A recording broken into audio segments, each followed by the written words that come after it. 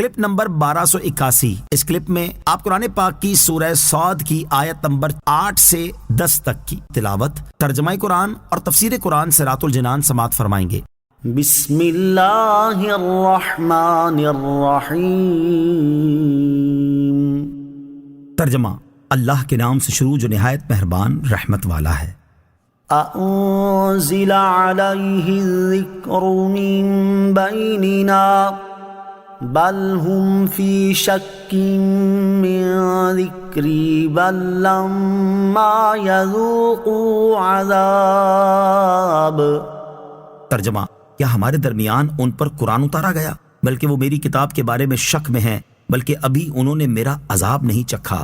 انزل علیہ الذکر من بیننا، کیا ہمارے درمیان ان پر قرآن اتارا گیا؟ اہل مکہ نے تاجدار رسالت صلی اللہ تعالی علیہ وسلم کے منصب نبوت پر حسد کرتے ہوئے کہا کہ ہم میں شرف و عزت والے آدمی موجود تھے، ان میں سے تو کسی پر قرآن نہیں اترا، خاص حضرت محمد مصطفیٰ صلی اللہ تعالی علیہ وسلم پر ہی کیوں اترا، حالانکہ وہ ہم سے بڑے اور ہم سے زیادہ عزت والے نہیں۔ کفار کی اس بات کا جواب دیتے ہوئے فرمایا گیا کہ ان کا یہ کہنا اس وجہ سے نہیں کہ اگر رسول ان کا کوئی شرف و عزت والا آدمی ہوتا تو یہ اس کی پیروی کر لیتے، بلکہ اصل بات یہ ہے کہ وہ لوگ میری کتاب کے بارے میں شک میں ہیں، کیونکہ وہ اسے لانے والے حضرت محمد مصطفیٰ صلی اللہ تعالی علیہ وسلم کی تکذیب کرتے ہیں، اور یہ تکذیب بھی اس وجہ سے نہیں کہ ان کے پاس کوئی دلیل ہے، بلکہ اس کی اصل وجہ یہ ہے کہ ابھی تک انہوں نے میرا عذاب نہیں چکھا۔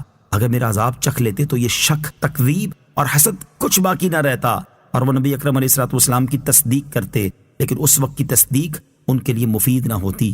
نبی اکرم صلی اللہ تعالی علیہ وسلم کی اطاعت سے دوری کی بنیادی وجہ، اس آیت سے معلوم ہوا کہ کفار مکہ کے تاجدار رسالت صلی اللہ تعالی علیہ وسلم کی اطاعت اور فرما برداری نہ کرنے کی ایک وجہ دنیاوی عزت، وجاہت، شرافت اور مال و دولت کی وسعت تھی، اور فی زمانہ بعض مسلمانوں کے اندر بھی اللہ تعالیٰ اور اس کے رسول علیہ الصلوۃ والسلام کی اطاعت و فرما برداری سے دوری کی بنیادی وجہ مالی وسعت اور دنیاوی عیش و عشرت کے سامان کی کثرت نظر آتی ہے۔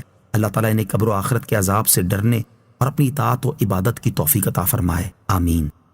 ام عندهم خزائن رحمت ربک العزیز الوہاب۔ ترجمہ، کیا ان کے پاس تمہارے عزت والے، بہت عطا فرمانے والے رب کی رحمت کے خزانے ہیں؟ ام عندهم خزائن رحمت ربک، کیا وہ تمہارے رب کی رحمت کے خزانچی ہیں؟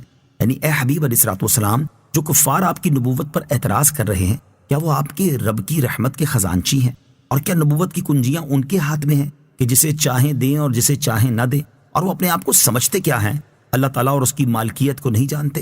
اور وہ عزت والا، بہت عطا فرمانے والا ہے، وہ اپنی حکمت کے تقاضے کے مطابق جسے جو چاہے عطا فرمائے، اور اس نے اپنے حبیب محمد مصطفیٰ صلی اللہ تعالی علیہ وسلم کو نبوت عطا فرمائی، تو کسی کو اس میں دخل دینے اور چوں چرا کرنے کی کیا مجال ہے؟ اب کسی کو نبوت نہیں مل سکتی۔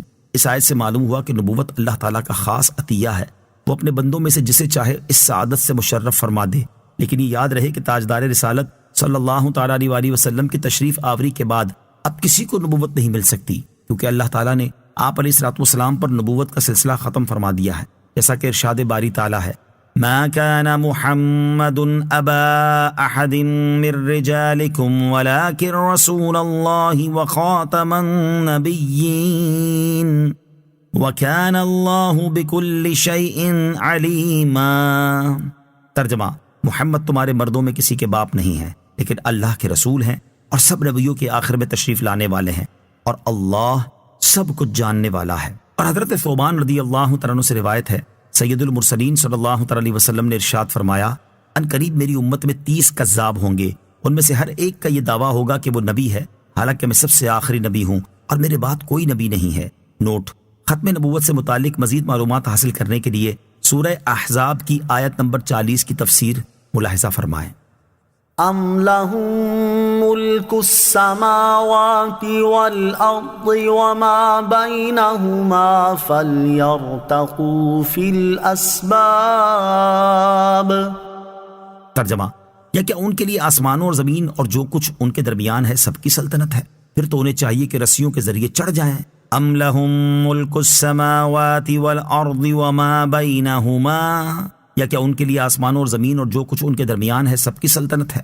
یعنی جو مشرکین تکبر اور مخالفت میں پڑے ہوئے ہیں کیا ان کے لیے آسمانوں اور زمین اور جو کچھ ان کے درمیان ہے سب کی سلطنت ہے؟ اگر ایسا ہے تو اس صورت میں انہیں چاہیے کہ رسیوں کے ذریعے آسمانوں میں چڑھ جائیں، اور ایسا اختیار ان کے پاس ہو تو جسے چاہیں وحی کے ساتھ خاص کریں اور کائنات کا انتظام اپنے ہاتھ میں لے لیں۔